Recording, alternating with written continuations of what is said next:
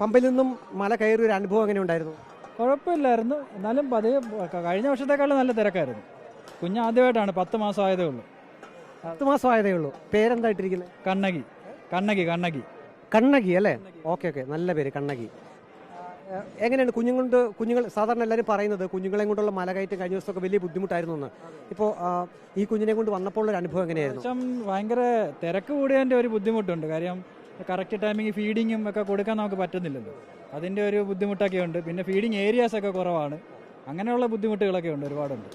അല്ലാതെ കുഴപ്പമില്ലായിരുന്നു, നോർമലി ഉള്ള ഇതൊക്കെ. എത്ര സമയം എടുത്തു പമ്പയിൽ നിന്നും ഇവിടെ വരാൻ? മണിക്കൂർ എടുത്തു. നമ്മൾ 4:30 തുടങ്ങിയിട്ട് ഇവിടെ 7:30 8 മണിയൊക്കെ ആയപ്പോഴത്തേക്കാണ് ഏകദേശം എത്തിയത്. കണ്ണകി മൈക്കിലാണ് കയറി പിടിക്കുന്നത്. അതെ അതെ, പിടിക്കില്ല. ഈ പമ്പയിൽ നിന്ന് വരുന്ന വഴിക്ക് ഇടയ്ക്ക് കുറച്ച് സ്പോട്ടുകളുണ്ടല്ലോ നിങ്ങൾ ഇടയ്ക്ക് നിർത്തുന്നത്, അവിടെയൊക്കെ നിങ്ങൾക്ക് എത്ര സമയം നിൽക്കേണ്ടി വന്നു? അവിടെ 1/2 മണിക്കൂറോളം നിൽക്കേണ്ടി വന്നു. കാര്യം കുഞ്ഞിനെയും പിന്നെ ബാഗും എല്ലാം കൂടെ വെയിറ്റ് എടുത്ത് കയറുമ്പോൾ ഉള്ളൊരു ബുദ്ധിമുട്ടുണ്ട്. പിന്നെ കറക്റ്റ് ഫീഡിങ് ഏരിയാസ് ഒന്നും ഇല്ലാത്തതിൻ്റെ നല്ലൊരു ബുദ്ധിമുട്ടുണ്ട്. കുഞ്ഞായതുകൊണ്ട് ഒരുപാട് പ്രഷർ വേരിയേഷൻ വരുന്നതുകൊണ്ട് ഇപ്പോൾ നമുക്ക് കുറച്ച് പെട്ടെന്ന് കയറ്റാൻ പറ്റത്തില്ലല്ലോ. അതെ, ഇരുന്ന് കൊടുക്കാനുള്ളൊരു ഫെസിലിറ്റി ഇല്ല. അത് ഒരുപാട് കുഞ്ഞുങ്ങളിപ്പോൾ വരുന്നുണ്ട് പല സ്റ്റേറ്റിൽ നിന്ന്.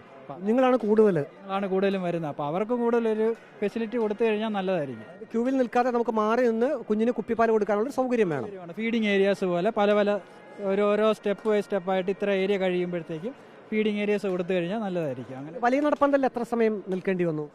അതൊരു 1/2 മണിക്കൂർ 1/4 മണിക്കൂർ. പിന്നെ കുഞ്ഞായതുകൊണ്ട് ഒരു കൺസിഡറേഷൻ കിട്ടി, നമുക്ക് കയറി പോകാൻ പറ്റിയത്. അതെ, നിങ്ങളുണ്ടെങ്കിൽ അവർക്ക് പ്രത്യേക ക്യൂ സംവിധാനമുണ്ട്. അങ്ങനെ കയറി വന്നതാണ്.